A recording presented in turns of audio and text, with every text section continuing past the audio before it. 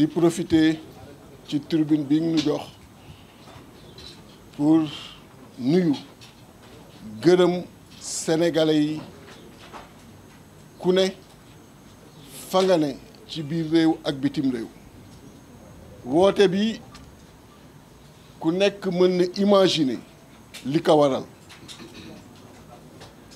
fan yi yëpp kenn déggul Yewwi Askan Wi ñëw wax ak sénégalais yi wante ku ne xam na ni leader boo jël ci Yewwi Askan Wi mi ngi ci coalition bi nga xam ni ñoom ñoo waroon dem élection présidentielle donc ku nekk individuellement li nga waroon wax collectivement dans Yewwi Askan Wi ci coalition ba nga nekk organisation ba nga nekk le combat que Yewwi a toujours mené yaa ngi ko doon mené foofu mais li wér mooy Sénégal ñëpp xam nañu ni si l'heure est grave danoo bëgg dégg Yewwi Askan Wi danoo bëgg gis Yewwi Askan Wi ndaxte kenn umpulewul ces 3 dernières années le combat de Yewwi Askan Wi pour la démocratie, le combat de Yewwi Askan Wi pour les libertés. Et Yewwi Askan Wi ne va jamais faillir. boo leen gisee li xew actuellement ba ñuy repousser élection li ko waral en premier Yewwi Askan Wi la parce que beaucoup de tentatives ont existé pour diviser ay leaders Yewwi Askan Wi beaucoup de tentatives ont existé pour ne pas avoir de candidat Yewwi Askan Wi beaucoup de tentatives ont existé pour ne pas voir quelqu'un venant de Pastef être candidat mais jaam ak pexeem yàlla ak dogalam président Macky Sall il a été surpris de voir que parmi les 20 candidats il y a 6 candidats issus de Yewwi Askan Wi 6 Déthié Fall Diomaye Habib Sy Cheikh Tidiane Dièye Mamadou Aliou Dia Malick Gakou une surprise totale mais ce qu'il a ignoré c'est que nous avons travaillé avec compétence, avec rigueur, avec efficacité. Ce qu'il a également ignoré, nous avons une forte expérience des élections, comparable à l'expérience de tout un chacun bi nga xam ni mi ngi ci yeneen appareil. C'est ça qui a fait que parmi ces 20, nous avons 6 issus de Yewwi Askan Wi. Et il sait pertinemment que s'il organise des élections, ce sera Yewwi Askan Wi ou Yewwi Askan Wi. Et il est persuadé qu'il n'était même plus évident que son candidat soit au 2e tour. Et qu'il était même très probable que 2 candidats de Yewwi Askan Wi soient au 2e tour. Et c'est ça, la vérité, qui a fait que d'un coup brutal, il a arrêté l'organisation des élections. Mais c'est peine perdue. C'est peine perdue parce qu'ils sont des millions de Sénégalais yi nga xam ni nooyiwuñu gëmuñu lu dul Yewwi Askan Wi. Parce que on a été là, toujours là, à leur côté. On a bravé le gaz lacrymogène. On s'est sacrifié, on a donné notre vie pour la nation. Amuñu jotu leneen, amuñu jotu keneen lu dul jotu li nga xam ni moom la askan wi bëgg looloo tax askan wi jox ñu cette confiance looloo tax mu xam ni organiser nañu élection mooy Yewwi wala Yewwi jël na ko mais loolu waru ko mën a yóbbee muy dàq ay élection ñu taxaw di seetaan dàq ay élection ñu taxaw di seetaan mbiru chaque sénégalaise la ak chaque sénégalais et c'est un combattant qui vous parle mbir bu la ñoree day laaj taxawaay mbir bu la ñoree day laaj jéego le président Macky Sall a fermé la bonne porte de l'histoire le concernant. C'est quelqu'un aujourd'hui qui a délibérément choisi la petite porte de l'histoire. Alors que malgré la mu jotoon def ku nekk naqarlu ko nit ñi gëmm ci à la fin ni ko organiser l'élection nga dem mu mënoon organiser élection yooyu dem mais mu plonger le Sénégal dans un chaos indescriptible ku xam réew ni muy tëddee ni mu bindoo xam ni le pays est économiquement paralysé parce que boo demee ba perdre la confiance des investisseurs qu'ils soient nationaux ou des investisseurs étrangers xam nga ni amatoo issue. Et est-ce qu'il a le droit aujourd'hui avec ku nekk la nga def ku nekk taxawaay ba nga am ku nekk li nga jot a dugal biir Sénégal pour bànneexu boppam coobare boppam mu paralyser tout un pays jël 18 millions de Sénégalais qui ont toujours été respectés partout dans le monde foo mën a nekk ci biir réew ak bitim réew ñu respecté la mu jël ce respect là aujourd'hui tàggatengeel ko ba nga xam ni kenn mënatul jël chaîne booy seetaan te doo gis ñuy chahuter le Sénégal il n'a pas ce droit-là et on ne lui laissera pas ce droit-là. Nous remercions tous les partenaires yi nga xam ni ñoo ngi agir ñoo ngi wax que ce soit les États-Unis la CEDEAO l'Union européenne képp ki nga xam ni yaa ngi yëkkati sa kàddu nous te remercions mais que chaque Sénégalais yokku taxawaayam parce que in fine le président Macky Sall bu gisee ci ñun détermination bi war dina xam ni lii mu bëgg mënul ne te li mu bëgg dafa warul ne parce que cette tradition démocratique que nous avons da ko dépassé moom da ko jiitu moom te da koy romb moom donc mënu ko définir mënu ko rebelote et nous lui disons très clairement d'organiser proprement son départ le 2 avril de l'organiser proprement parce que loolu mooy sagam loolu mooy li koy taaral parce qu'à partir du 2 avril nous l'avons dit et répété il ne sera plus considéré comme le président de la République du Sénégal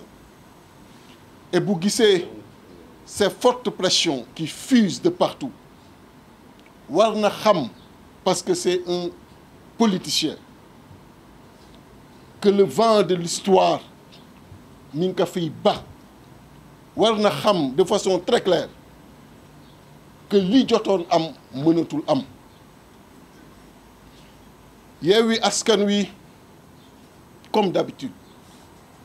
va mener la lutte Yewwi Askan Wi va mener le combat pour la démocratie, pour les libertés. On ne peut pas accepter en 2024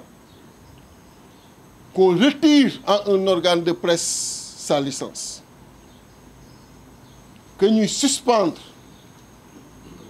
à un organe de presse, c'est inadmissible dans ce Sénégal-là. Et lolu, Yewwi Askan Wi du ko seetaan. On fera tout ce qui est nécessaire d'ici le 2 avril.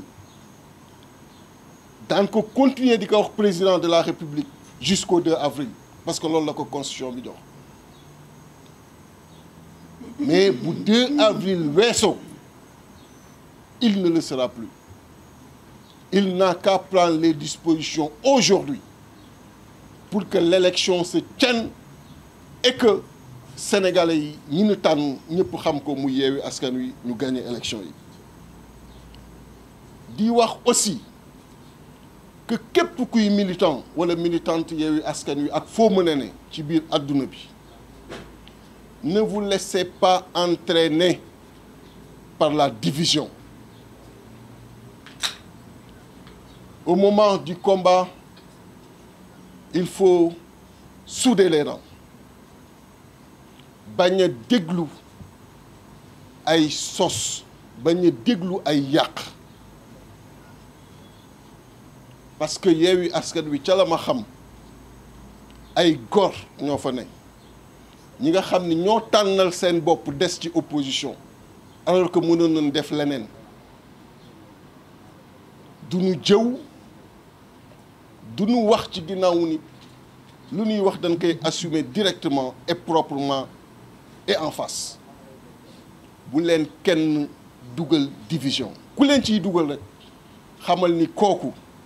mi ngi xeex contre combat bi ñu nekk mi ngi xeex pour indi la division ñett at a ngi nii ku nekk ci ñun ñoo ngi lay bëgg jaxase keneen ki ñetti at a ngi nii amul lu ñu deful pour diviser man ak le président Ousmane Sonko mais ils n'ont pas réussi et c'est pas aujourd'hui qu'ils vont le réussir parce que xam naa luy union des forces et des cœurs surtout quand il s'agit de faire face au régime et au président Macky Sall restez soudés plus que jamais ku leen bëgg indil division xam leen ni moom mooy l'ennemi de ce qu'on est en train de faire et combattez-le farouchement parce que des fois ils nous infiltrent et combattez-les farouchement parce que fii ñu nekk nii taxawaay bu nit taxawul fu nit flanché jox nga porox ndol le président Macky Sall et il ne faut pas le lui permettre du tout. Les initiatives sont nombreuses et elles sont à saluer parce que ku yëkkati ni dama bëgg xeex dama bëgg taxaw pour suñu démocratie mënoo def lu dul applaudir mënoo def lu dul féliciter et Yewwi Askan Wi comme ni mu ko mos a defee toujours va s'ouvrir à toutes ces initiatives et déroulera un plan d'action. Un plan d'action qui fera que le président Macky Sall respectera le calendrier électoral. Et amul engagement bu ñu mës a jël te respecté wuñ ko. Et cet engagement tàmbali na est mis en place. La présidente Aïda, quand elle prendra la parole, reviendra sur ça. Mais pour vous dire que vous avez été nombreux à demander la présence, la remobilisation de Yewwi Askan Wi. Nous sommes là, collectivement, bien que individuellement nous n'avons jamais été absents. Parce que dans notre stratégie, il était dit, admis, que chaque candidat avait la possibilité de mettre sa coalition et de mettre en branle l'esprit Yewwi Askan Wi. C'est cet esprit, avec comme soubassement la rigueur, la méthode, l'intelligence qu'on connaît des leaders de Yewwi, qui a fait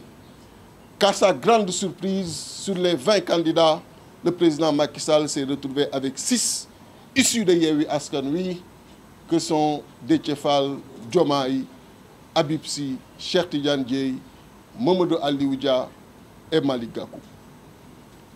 Et ça a été une très grande surprise pour lui, parce que il savait bel et bien qu'en organisant ces élections, c'est un candidat de Yewwi Askan Wi qui allait devenir le prochain président de la République. Et même qu'il n'était plus évident que son candidat soit au deuxième tour. On pourrait même avoir un scénario où ce seraient deux candidats de Yewwi Askan Wi qui s'affronteraient au deuxième tour. Ça a été un cauchemar pour lui. Un cauchemar qui l'a amené à mettre le frein sur un processus électoral qui ne lui appartient pas, qui appartient à tout le peuple sénégalais, connu pour sa grande tradition démocratique et pour sa régularité dans l'organisation de l'élection présidentielle. Ce tort et ce préjudice qu'il nous porte, qu'il porte à l'image du pays, doit être aujourd'hui combattu par chaque citoyen, par chaque citoyenne, partout où il se trouve à l'intérieur du pays ou au niveau de la diaspora. Et Yewwi Askan Wi, comme d'habitude, avec le combat qu'il vous a habitué ces 3 dernières années, va poursuivre son chemin pour la défense de notre démocratie. Nous allons nous ouvrir très prochainement, et ça a même commencé, à toutes les organisations qui se sont mobilisées dernièrement pour la défense de cette démocratie, pour la défense des libertés. Comment peut-on expliquer au Sénégal qu'en 2024, que des organes de presse soient aujourd'hui, leur licence leur soit aujourd'hui retirée? Walfadjri, ce groupe mythique, ce groupe qui a participé pendant longtemps à la consolidation de notre démocratie, qu'on lui retire délibérément et de façon injustifiée sa licence, leur laissant plus de 48 heures sans pouvoir émettre convenablement. Et qui en est l'auteur? Le président Macky Sall. Quelqu'un qui, le 2 avril, devrait tout simplement organiser son départ dans la paix, dans la tranquillité et dans la stabilité de nos institutions, mais qui a décidé aujourd'hui de prolonger indûment son mandat, ce qui ne lui sera pas facilité. Il y a 2 camps, le camp de la vérité et le camp du faux organisé. À chacun de choisir son camp. Nous avons choisi le camp de la vérité. Et j'en appelle à la responsabilité de tous les militants, de toutes les militantes et sympathisants de Yewwi Askan Wi, à rester soudés, unis, comme un seul homme, surtout en ces circonstances extrêmement sensibles qui nécessitent la concentration de tous. Ils sont nombreux à essayer la division dans les rangs de Yewwi Askan Wi. Et ça ne date pas d'aujourd'hui. Mais ils ne l'ont jamais réussi et ils ne le réussiront jamais. Ils ont pendant longtemps voulu voir des différends entre les leaders. Ils ne l'ont pas réussi et ils ne le réussiront jamais. Ils ont pendant longtemps cherché à diviser Déthié Fall et Ousmane Sonko. Ils ne l'ont pas réussi et ils ne le réussiront jamais. Restez soudés. Et toute personne qui parle dans le sens de la division, prenez-la comme un ennemi de ce combat-là et combattez-le. Il ne mérite aucun respect de votre part. Parce que nous sommes dans l'opposition, parce que nous avons choisi d'y être. Et nous sommes des hommes sérieux. Notre direction, nous la choisirons librement. Et nous l'assumons librement. La direction que nous avons choisie, c'est celle de la vérité. Celle d'être aux côtés du peuple sénégalais et en toutes circonstances. Ce n'est pas facile de faire 20 ans d'opposition. Nous l'avons fait. Et tant qu'il s'agira de rester du côté de la vérité, on ne comptera pas le nombre d'années. Et je demande ici à tout un chacun, là où il est, de s'organiser. Yewwi Askan Wi va poursuivre le combat pour la vérité, va poursuivre le combat de la dignité à retrouver. Personne n'est fier quand ils découvrent sur les chaînes internationales notre image profondément écornée et chahutée par des journalistes qui n'ont même pas votre rang, qui n'ont pas votre dignité, mais qui se plaisent aujourd'hui à chahuter notre pays. Parce que le président Macky Sall a décidé, lui seul, à partir de son stylo, de s'offrir un mandat que le peuple sénégalais ne lui a pas donné. bëgg waxtaan ak askan wi tuuti rek ngir ñu gën a xam mbir mi nan la doxee xam nga Sénégal dañuy wax ne réew mu tuuti la mais yaatu na ndaxte dafa bëri ay waaso bëri ay askan am na wolof am na pël am na naar am na saraxole am na séeréer ba mënuñoo lim ñëpp boo ñëwee ci wàllu ngëm-ngëm am na ñoo xam ne ay chrétien lañu ñii di ay muslim ñii di ay païen même boo ñëwee ci li nga xam ne mooy diine ji am na ay tarixa murit a ngi fi tijaan laayeen ñaseen lu nekk ngi fi ñu ne waaw ñun ni ñu nekkee te ñoo bokk suuf si te bëgg nañ bari am nañ ay wuute nan la ñuy def ba nekk benn parce que buñ ko deful rek réew mi tas ku nekk dem sa pàcc ñu ne ah kon nag nañu woo def loo xam ne lii ab charte la ñu tëgg ko ne lii ñun ñëpp ànd nañ ci moom moo téye réew mi pour ñu mën a nekk benn ñu ne loolu nuñ koy defee ñu ne nañ ko tuddee constitution charte réew mi ñu ne ah baax na ñu bind constitution bi nga xam ne moo ñuy dajale ñun Sénégalais yëpp ñu ne waaw constitution bi bu ñu ko defee pare moom ndan lay doxee kan moo koy sàmm ñu ne ah nañu wut ndaw réew loo xam ne lii dañ koy fal buñ ko falee mu nekk président de la république chef de l'état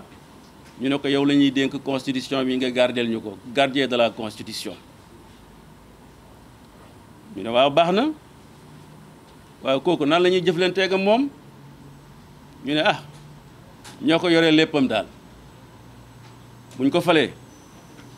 ñoo koy jox lu mu lekk ñoo koy jox lu mu naan bu feebaree moom ak ay soxnaam walla mook soxnaam ak njabootam ñoo leen di faj ñu ne ah baax na moom nuñ koy doolelee ñu ne armée bi kaaraange yëpp nañ ko ko jox moom mooy seen kilifa armée gendarmerie police sapeur pompier lépp ñu ne ko yow lañ ko jox yemuñ foofu ñu ne xanaa waaw moom war naa soxla ay koppar nag ñu ne waaw dëgg la na am luñ ko fàggul ñu ne loolu lu muy toll ci jamono ji Macky Sall yi moo fi nekk ñu ne nañ def at mu jot ñu fàggal ko juróom-ñetti milliards ah juróom-ñetti milliards ñu ne waaw ñu ne ah juróom-ñetti milliards yooyu ndax dañ koy saytu ñu ne déedéet moom moo ko moom lu ko neex mu def bu ko neexee mu maye bu ko neexee mu lakk ñun daal toppatoo wuñ ko ñu ne waaw bu bëggee di dem bitim réew di leen taxawu yéen askan wi ñu ne du problème nañ ko jëndal avion lum cher cher avion ba la cay dem ci essence sax ñoo koy jox bu demee fa muy dal ci bitim réew lum cher cher xaalis bi nga xam ne ñoo koy dajale moom lañ koy jox ñu ne waaw moom bu demee ba nga xam ne bii nag nekkatul njiitum réew ni ñuy def ak moom ñu ne du problème ñoo koy yoreel dañ koy fay salaire jox ko officier soldat boo xam ne moo koy topp ki nga xam ne sax moo koy toggal danañ ko ko jox ñun daal lenn rek lañ ko sant mooy charte bi nga xam ne ñoo ko bokk muy constitution nañu ko téyeel ñu ne ah loolu de rafet na bu baax mais ñu ne ko ci charte boobu nag yow boo demee ba nga xam ne bii bëgg nga ko andi ay soppi may nañ la sax nga mën koo soppi yow yaa xam ne yaa ndaw réew député yi mais boo ko bëggee soppi ñaari yoon rek nga am mooy soit na nga ñëwaat ñun askan wi la faloon moom la ñuy wax référendum boo ko mënul na nga jaar ca ndawu député yi nga xam ne ñoo leen fal pour wax leen li nga bëgg a soppi lan la bu ci ñooñu àndee rek ñun ànd nañ ci waane am na loo xam ne lii ci charte bi constitution yow mi nga xam ne lañ defal teraanga jooju yëpp ak ndaw yi nga xam ne ñoom la ñu fal kenn mënu koo laal dañ ko dugal ci coffre-fort wax nañ ko sànq samp ko rokkos ko tëj ko jël caabi ji damm ko sànni ko boo jëlee constitution Sénégal mi ngi nii fukki article ak ñett la te li ma leen wax moom mooy article bi nga xam ne moo ci mujj ñu ne ko li nga xam ne mooy république maanaam Sénégal kenn du ko donn buur amatu fi kooku kenn mënu koo laal ñu ne ko ak ban ñu ne li nga xam ne moom la ñuy falee njiitam réew mi maanaam président de la république majorité moo ko war a fal et cetera ñu ne loolu moom allah kulli aal ba dinay tukki tant que constitution mi ngi fii kenn mënu koo laal ñu ne bu ci topp ñu ne ko waxtu wi nga xam ne moom nga war a toog ci réew mi yow président de la république muy juróomi at lañ la may mën nga ko relever juróomi at yooyu kenn mënatu koo soppi tëj nañ ko sànni nañ ko ñeenteel bi ñu ne ko képp koo xam ne kii da nga fay bëgg a toog ñaari mandat rek nga mën a am bu nekk juróomi at ni ñuy toppante kenn mënatu koo soppi ala kuliyal ñu dem ba ci biir nag moom Macky Sall comme am na benn tailleuram boo xam ne bii moo koy ñawal constitution réew mi xaw a jaxasoo ci moom mu Ismaïla Madior ñu xool lan la ñuy def pour que li nga xam ne tëj nañ ko sànni caabi ja damm ko sànni ko ban porox ndox la ñuy jaar ba mën koo moytu Ismaïla nga xam ne moom loolu mooy métier ne ko président nañu sàcc way mu ne ko sàcc mu ne ko waaw mu ne ko ah yow ndax dëgg mën ngaa ñaw nag adduna yëpp a ngi lay déglu wax ma nu ñu koy sàccee Ismaïla mu ne ko dañuy wut rek benn piis boo xam ne xaw naa niroog moom ñu dabbu daaxu ko ci article 31 buñ ko ca dugalee ñii nga xam ne ñooy waa wallu ñi ngi waa walloo ngi woote wallu ah ñu jéem leen cee wallu rek jaxasoo ci biir yóbbu ko ca ndaw ya te comme dañ ne majorité moo koy wote bu ñu ko defee da yaakaar nañ ne président dana mën a jàll parce que constitution bi comme yow sa mandat ci ñaari fan mois avril la war a jeex constitution moo ko wax bu ñu ko defee danañ ko mën a randal tuuti yóbbu ko ba ay weeru décembre daal Macky ne ko ah waaw comme noonu la kon nag nañ essayé ñu yóbbu ko ñu yóbbu ko assemblée nationale biñ demee nag ah suñ député yi nga xam ne jàmbaar lañ topp leen wuub sàccee wuub sàccee wuub sàccee xamuñ fu ñuy jaar ñu ne comme nag ñoom joxoon nañ ko kaaraange bi ah ministre am bi yore forces armées ne ko xaaral ma indi la may la doole daal di indi gendarme yi teg lu kenn mësul gis ne ñoom ay ba Birame Souleye yeeg tout ça allez dehors amu leen fi place daal ne yéen waa Wallu ñu doon woote wallu nañ leen ci député wallu nañ leen ci kaaraanga dem leen wote lu leen neexee ñu wote loolu moo indi coow li mais askan wi bayiwu leen askan wi itam topp leen di leen yuuxu bañ leen yuuxu ba ñu sonn nag comme ñoo yore kaaraange ñu walbatiku ñi leen doon yuuxu ñu rey ci ñetti xale étudiant élève Ndar Ziguinchor et cetera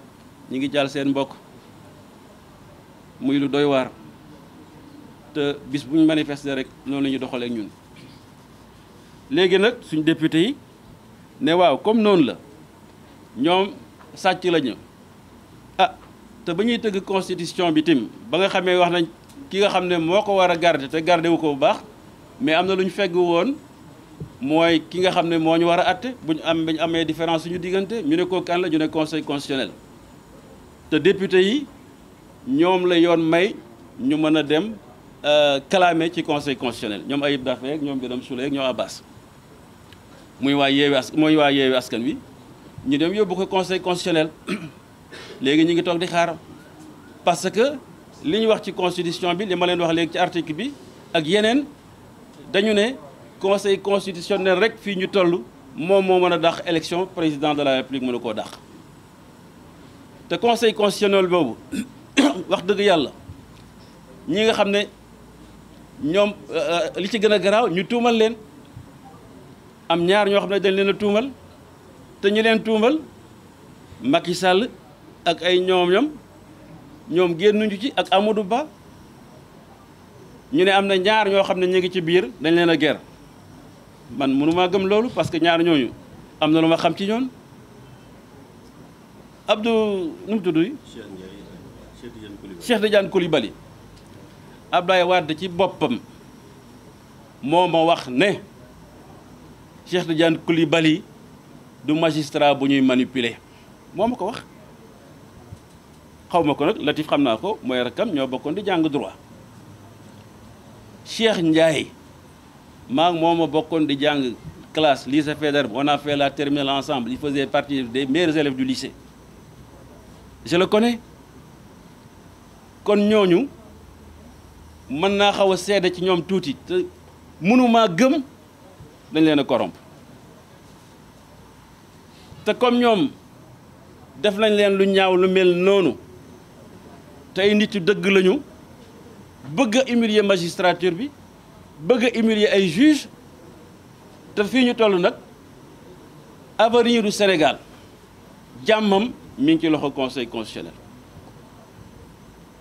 magistrat yëpp d'accord nañ ci ne leen vous êtes en face de votre responsabilité historique dëgg gi rek lañ leen laaj te yéen a fi waxoon bi Macky Sall wëree àdduna yëpp ne day wàññi mandaam juróom-ñaari at yóbbu ko juróomi at yéen ne woon loolu mënul am mënu koo wàññi ku mënul wàññi kay xanaa mënoo yokk te loi bi nga xam ne moom la ñu ñëw di leen clamer ñun ñi nga xam ne ñoo yeewi askan wi dafay yokk mandat président Macky Sall te comme waxoon ngeen lii ca jamono jooju yaakaar nañ ne da ngeen mën a wax lu méngoog moom ci jamono jii ba Sénégal nekk ci jàmm parce que ñun bëgguñ lenn lu may stabilité ñaar fukki fan ak juróom ci weeru février ñu commencé élection yi buñ àggee le 2 avril Macky Sall abal ñu loolu nag ab xeex la boo xam ne ñun ñoo ko bokk di ko def waaye Yewwi Askan Wi mais comme ñun dañoo am aussi responsabilité historique ma wax ko sànq ñoom Ousmane Sonko ñoo ko dox ba lii taxaw bu Sénégal demee ba tollu fii nag ñun war nañoo solaat suñu dàll wër ñëpp nag ni ñoom Déthié Fall wax dem seeti plateforme yi fi nekk yëpp moo xam F24 la moo xam aar suñu élection moo xam ñeneen la pour que ñu lëkkaloo mën a nekk benn am na loo xam ne lii comme constitution moo boole Sénégal ñu nit am na loo xam ne lii moo ñu mën a boole mooy bañ report élection yi buñ ci taxawee incha allah yaakaar nañ ne Macky Sall li nga xam ne moom la bëgg a def ci réew mi jaxase ko ñu nekk ci instabilité loolu duñ fa àgg ak dëgg gi nga xam ne conseil constitutionnel dina ko wax. Bonjour à tous. Le président Macky Sall n'a pas seulement violé la constitution du Sénégal, il l'a simplement détruite. Il a détruit la constitution parce qu'il a touché aux fruits défendus. En 2016, lorsqu'il avait cherché à raccourcir son mandat, à le réduire de 7 ans à 5 ans, il avait contacté et saisi le Conseil constitutionnel pour lui demander s'il pouvait le faire ou pas. Le Conseil constitutionnel avait répondu en lui disant « Ce mandat est hors de portée, vous ne pouvez pas y toucher ». Pourquoi? Parce que ce mandat, on l'a dit, est verrouillé, qui est déjà énoncé dans l'article 27, est verrouillé dans l'article 103 et encore verrouillé dans l'alinéa 7 de l'article 103. Pour moins que ce que le président Macky Sall a fait maintenant, en 2011-2012, le peuple sénégalais s'était dressé comme un seul homme pour dire « ne touche pas à ma constitution ». Ce peuple est encore là et ne donnera pas à Macky Sall ce qu'il n'avait pas donné à son prédécesseur. C'est pour cette raison que je ferai très court. Le peuple sénégalais mènera son combat, comme il l'a toujours fait. je rends hommage à nos devanciers qui se sont battus pour nous léguer un pays démocratique. Une démocratie sans doute à parfaire, mais une démocratie tout de même, qui était citée en référence partout en Afrique. C'est ce système démocratique que le président Macky Sall s'est attelé pendant 12 ans à démanteler année après année, à torpiller nos lois et nos règlements, à bafouer nos valeurs, à pervertir les mœurs politiques. Bref, à créer un sous-système qui n'a rien à voir avec notre système démocratique, où on dit plus rien n'est interdit, on peut faire ce qu'on veut pourvu qu'on reste simplement au pouvoir. Et c'est cela qu'il faut arrêter. Son mandat prend fin le 2 avril 2024. On ne lui laissera pas une seconde de plus. Il lui appartient ici et maintenant, je l'ai déjà dit, de choisir entre l'honneur et le déshonneur. Il a le choix devant lui, il peut encore le faire. Nous lui souhaitons une sortie encore honorable, si cela est encore possible, puisqu'il a fait tellement de mal. J'ai en pensé ces 3 derniers jeunes tombés il y a tout juste quelques jours, fauchés à la fleur de l'âge, parce que simplement ils étaient sortis dans l'université, à Koloban et Landing Diédhiou à Ziguinchor, le drapeau à la main pour scander un peuple, un but, une foi. Ce président ne mérite plus notre respect. Il doit partir et le peuple mènera sa lutte, son combat. J'appelle la communauté internationale. La semaine prochaine, les 17 et 18 février, l'Union africaine tiendra son sommet. Nous ne l'avons pas encore entendu, l'Union africaine. Qu'elle comprenne qu'elle n'a aucune autre possibilité que de se mettre du bon côté de l'histoire, c'est-à-dire du côté du peuple sénégalais. Il n'y aura pas de louvoiement. Le Sénégalais, le peuple sénégalais, comptera, identifiera ses amis, ses frères et sœurs africains qui auront été à ses côtés dans les moments difficiles. Je demande aux chefs d'État africains lors de ce sommet de mettre le Sénégal sur leur table, que dis-je, pas le Sénégal, Macky Sall, l'apprenti dictateur, sur la table et d'agir conformément à l'esprit de nos lois communautaires. Je demande à la CEDEAO, qui avait pris un premier décret, une première décision, un communiqué, qui n'allait nulle part, qui ne voulait rien dire, qui s'est rattrapé dans le deuxième communiqué. Je leur demande d'aller encore plus loin, de prendre leurs responsabilités, conformément à l'esprit du protocole ASP1 01 de 2001, pour être dans l'esprit de tout ce qu'on avait dit sur la démocratie et la bonne gouvernance. Pour beaucoup moins que ce que Macky Sall a fait, la CEDEAO a sanctionné des juntes et des militaires dans d'autres pays. Macky Sall n'a fait rien de moins qu'un coup d'État. Et ce n'est même pas un coup d'État civil. Macky Sall est le chef suprême de nos armées. Il est le commandeur-in-chief. Parce que c'est à lui que nos armées rendent l'honneur. Donc s'il est capable de poser un acte qui est manifestement illégal et de dire aux militaires, aux gendarmes et aux policiers, allez brimer et persécuter le peuple, il a usé de son pouvoir en tant que chef suprême pour poser cet acte. Les militaires ne font rien d'autre. Quand ils prennent le pouvoir, ils sortent les chars. C'est ce qu'on a vu ces derniers jours. J'invite l'Union européenne à prendre ses responsabilités. On ne peut pas être là à sortir des communiqués sans rien dire. Il est temps de défendre ces valeurs partagées auxquelles nous croyons tous. Qu'ils condamnent Macky Sall, ils ont une panoplie de sanctions qu'ils savent comment utiliser en des moments donnés. De manière graduelle, je les invite à se mettre du bon côté et à prendre ces mesures. Je félicite les États-Unis d'Amérique. Il faut prendre ses responsabilités. On les a vus la semaine dernière sortir par 2 fois pour prendre des positions extrêmement claires. Je les encourage à aller de l'avant. Pour moi, c'est le moment ou jamais de dire qui est avec nous et qui n'est pas contre nous. On ne veut pas être manichéen, mais on en est là. Ce peuple veut sa survie, ce peuple veut son honneur et ce peuple veut préserver et sauvegarder sa démocratie. may daaneel rek mbokk yi ñii wax nañ ko ba noppi di lancer un appel au peuple sénégalais. Ce peuple de refus, suñu armée moo naan on nous tue, on ne nous déshonore pas. Man de Cheikh Tidiane Dièye, je prends cet engagement solennel.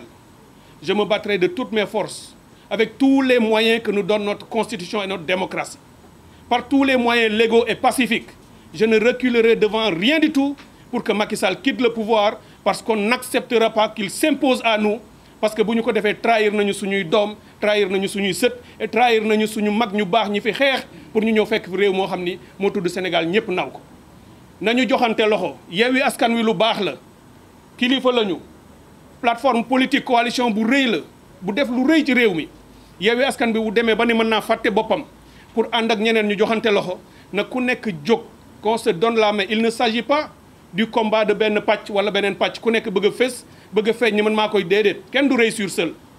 Allons nous tous sous le drapeau société civile syndicats yi jigéen ñi professeurs d'université yi baykat yi amul kenn ku ñuy bàyyi koo xam ni war ngaa ñëw ñu taxaw ba préserver la démocratie sauver Sénégal benn nit di Macky Sall du daaneel réew mi nërmeel ko wala mu delloo ñu ci mbuumu jàmm asalaamualeykum wa rahmatullah.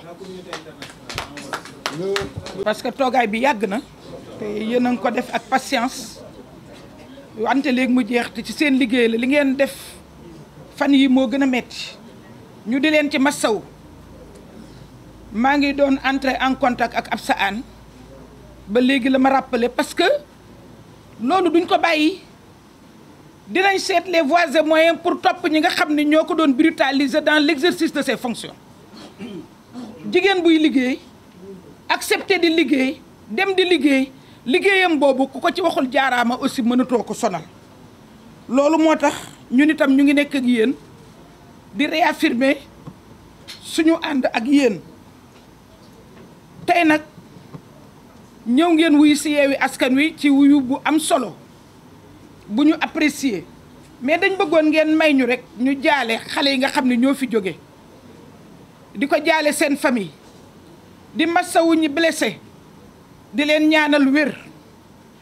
di leen massawu yéen journalistes yi ak ñëpp ñi nga xam ne brutalisé nañ leen waaye nag ngeen may ma nag ci turu Yewwi Askan Wi ci turu askanu Sénégal ci turu ñëpp ñi nga xam ne ñu ngi sonn ci état de droit ñu gërëm nag suñu ay député féliciter leen rendre leen hommage massawu leen ci coono yi nga xam ne moom la ñu daj keroog te man de damay sant yàlla parce que def naa 15 ans assemblée mais dama ne leen loolu bu ma fa fekkoon dañ may rey ndax du dëgg du yoon te lu dul dëgg du yoon rek moom la ñu président Macky Sall habituel ngeen ñëw tey wuy si Yewwi Askan Wi ak ay composantam yëpp groupe parlementaire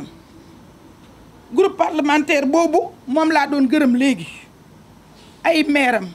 ay conseiller am Yewwi Askan Wi ak ay candidat am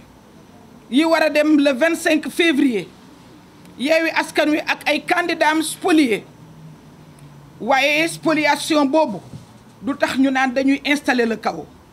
Yewwi Askan Wi su fekkoon ne buñ ko attalee ñàkk rek mu installer le chaos kon mu def ko en avril 2022 en avril 2022 ku nekk xam na ni arbitrairement la ñu rejeté suñu liste taxul ñu installer le chaos bi ñu protesté ñu may ñu liberté lu rare le 8 juin ñu def une mobilisation de tonnerre àddina si yëpp di ko wax mayetuñ ñu ko le 17 bi ñu bëggee mobiliser les forces vives de la nation ñëw seet si ñu ñëpp ñëw wax ak ñun acteurs yëpp ñëw wax ak ñun dañoo teg ci suuf parce que ñun luy yàq Sénégal duñ ko def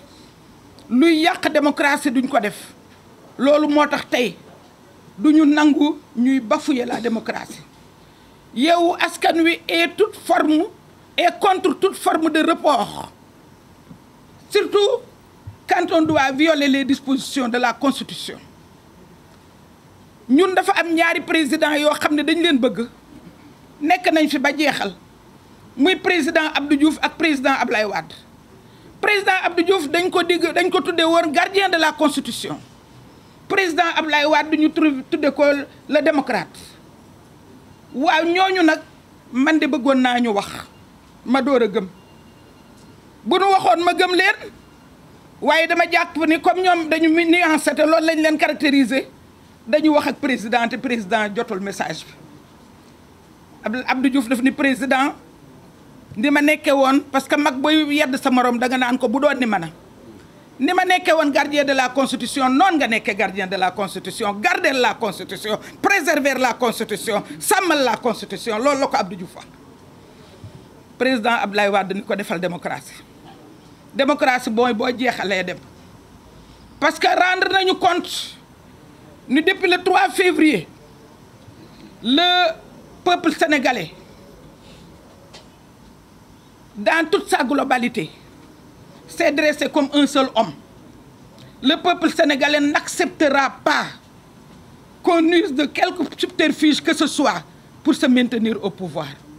Le peuple sénégalais se mobilise et se mobilisera davantage. C'est pourquoi Yewwi Askan Wi, la sentinelle de la démocratie, ne peut pas rester en reste. Yewwi Askan Wi se dresse, se mettra en face de ce pouvoir parce qu'il y aura imposture. Si au 2 avril, il ne remet pas le pouvoir, il y aura bel et bien imposture, on se mettra en face pour arrêter cette imposture. Donc président Ablaye Wade ak président Abdou Diouf ma bëggoon dégg seen kàddu lool ndax Sénégal sax dañ leen nam ndeysaan bëggoon nag président percevoir message bi wax ko ni ko président yooyu dañ fi nekk ba jóge fi coup d'état mësu fi am te ñaanuñu ko yàlla wax ko ni ko président yooyu dañ fi nekk ba jóge fi parce que xamaguñu ba léegi organisation yi muy wax jihadiste mësu fi dugg te nit ku nekk da ngay seet sa nawle ci ki nga wuutu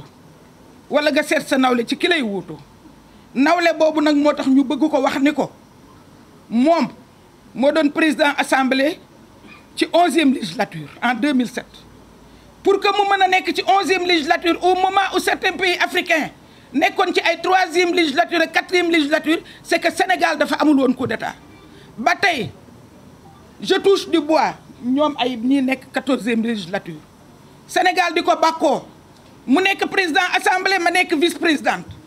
ñu dem parlement européen nit ñi di ko tagg ci li Sénégal nekk ci à ce niveau de démocratie ñu dem Burkina Faso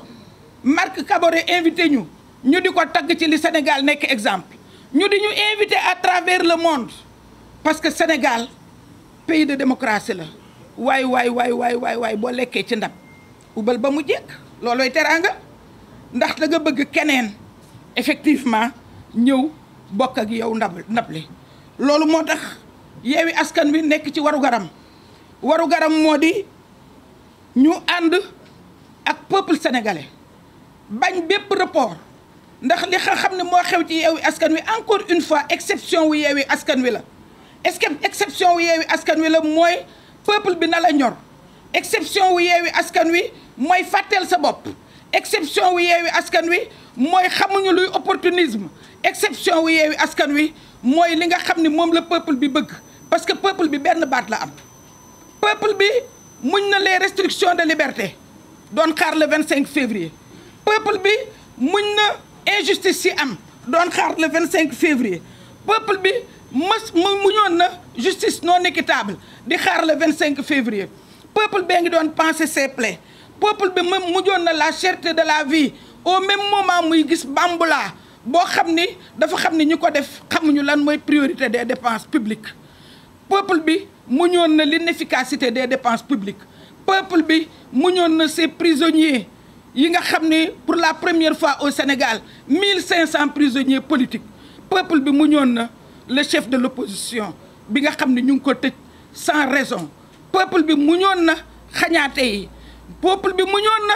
refus de participation bi nga xam ni ku nekk am na ci droit suñ la téyewul ca parrainage ba ñu nga lay tëj wala ñu lay wutal yeneen yoo xam ni mérité woo ko kon peuple boobu tey moo dressé wu ànd ak Yewwi Askan Wi Yewwi Askan Wi di leen dig ni leen ñu ngi ci seen wet Yewwi Askan Wi di leen dig ni leen dinañ ko xeex dinañ ci ànd ak yéen te nag taluñu dara am na luñ ñu bërëxal léegi di ñu ko laaj loolu talaguñ ko report bi la ñuy wax pour que report boobu ñu acté ko le 25 ay élection am le 2 mu passé le témoin report boobu la ñuy wax lijjanti ko ba pare door a lijjanti lenn loo xam ni ñu ngi koy wax pour nous divertir ñun jàpp nañ ni leneen luñ fi wax rek dañuy divertir ñun nag ñu ngi leen di gërëm di leen sant